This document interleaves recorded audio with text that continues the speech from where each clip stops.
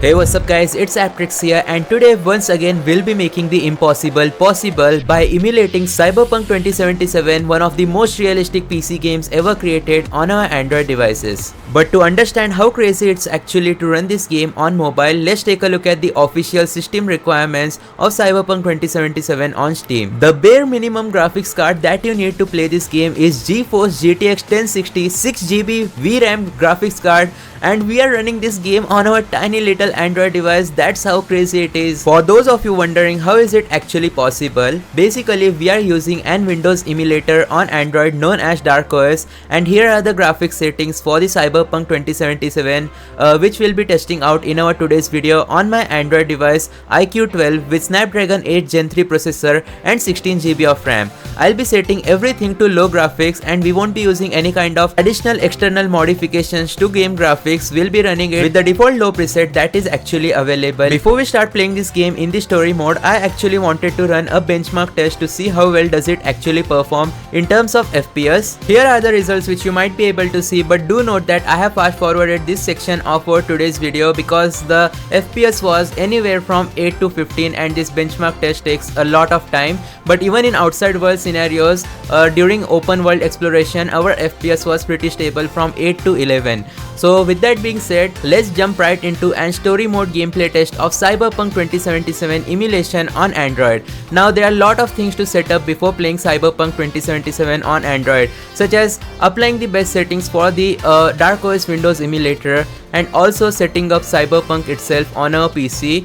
I will be making a dedicated video talking about how to play Cyberpunk 2077 on DarkOS Windows emulator. I'll publish that video once this video reaches 250 likes, so be sure to hit that like button, subscribe, turn on all notification and stay tuned for it. And here we go guys, Cyberpunk 2077 emulation on Android. I know you guys have a lot of questions like, is your Android device heating up? What are the minimum requirements to emulate games like this on your own Android device? And last but not the least, most important part, is it actually playable or enjoyable? Is it really fun to play it on Android, and is it really worth to put so many efforts to getting this game working on Android? Well, I'll be answering all of those questions, but let me start off by talking about minimum requirements. You need at least 8GB of RAM if you want to try this game out on your Android devices. Along with that, you need at least Snapdragon 860 processor or above. You cannot emulate this game on any MediaTek Exynos or Kirin processor Android device. You will also need to use the latest version of DarkOS Windows emulator. I'll put the setup video for it on the iCard above so you guys can check it out. Let's get back to our first question. Is my Android device heating up like crazy? Is my device about to blow up in my hands because I am emulating such huge title? The simple answer from me is that no, my device is not heating up like crazy.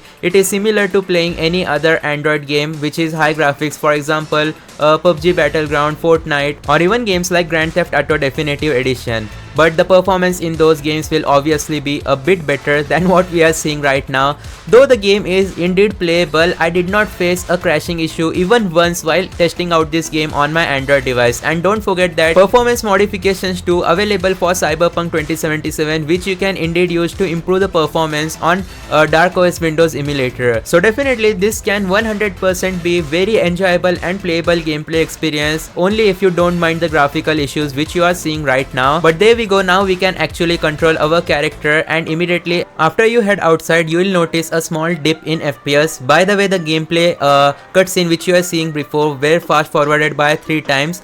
So the current gameplay which you are seeing is not fast forwarded at all, and it is the original Cyberpunk 2077 experience that I am getting on my phone. And don't forget guys that Cyberpunk 2077 is one of the worst optimized games for PC ever created. It got so much backlash once it was released for PC.